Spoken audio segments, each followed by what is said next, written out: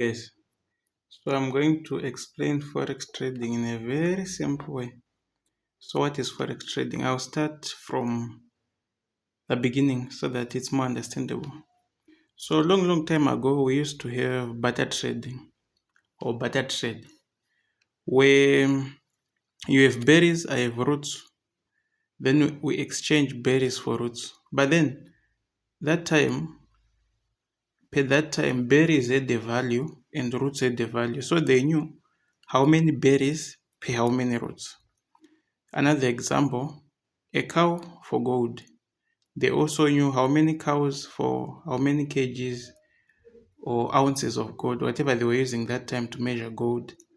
They used to know how much gold per a cow to how much gold. Then we shifted to money now. We have currency A, currency B, depending on a country.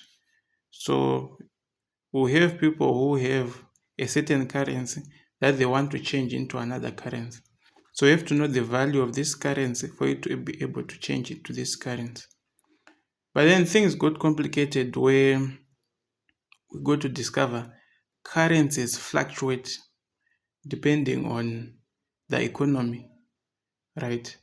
Because currency is given a power by the government and also by the economic state of a country. So when it's losing value, it drops, then it comes back up.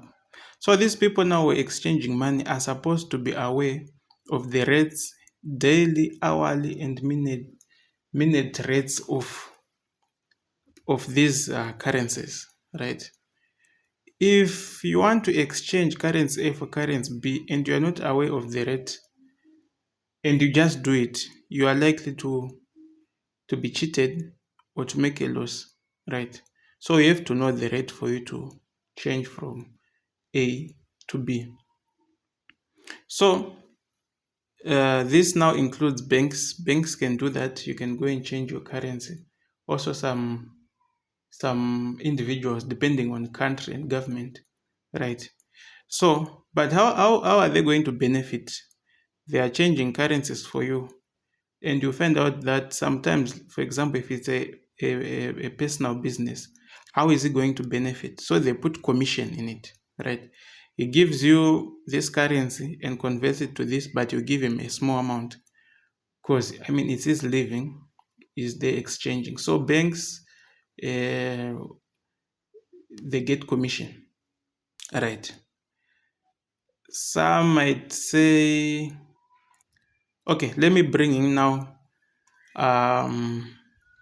So this is now grown to be a business, right?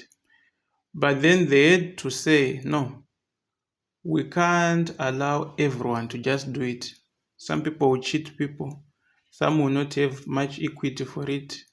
So let's have banks deal with global markets, big global markets, and let also have few individual people or big companies that have big money to do these exchanges, right?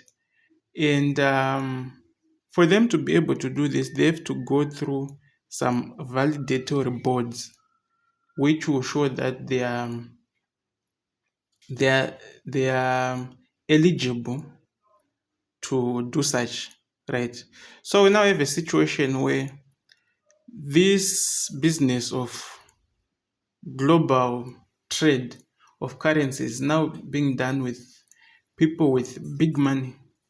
Let's say I think the list should be 100,000 going up, right? This is when brokers come in. So um, they now had to create platforms where they trade.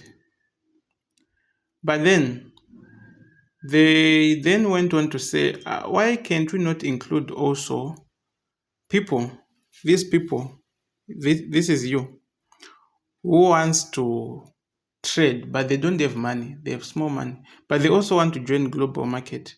But I mean, you can't be having 100,000, you can't have been regulated by all the boards, So how can you also join global market, but you are just a mere human being, you are just me or you? So this is when the broker comes in, right? So in the next video, I'll be explaining what a broker is and what they do. So you are now able to join global market through a broker. You alone, you cannot afford to be in global market because it takes a lot, and for you to go through is actually difficult. So next video will be about the broker.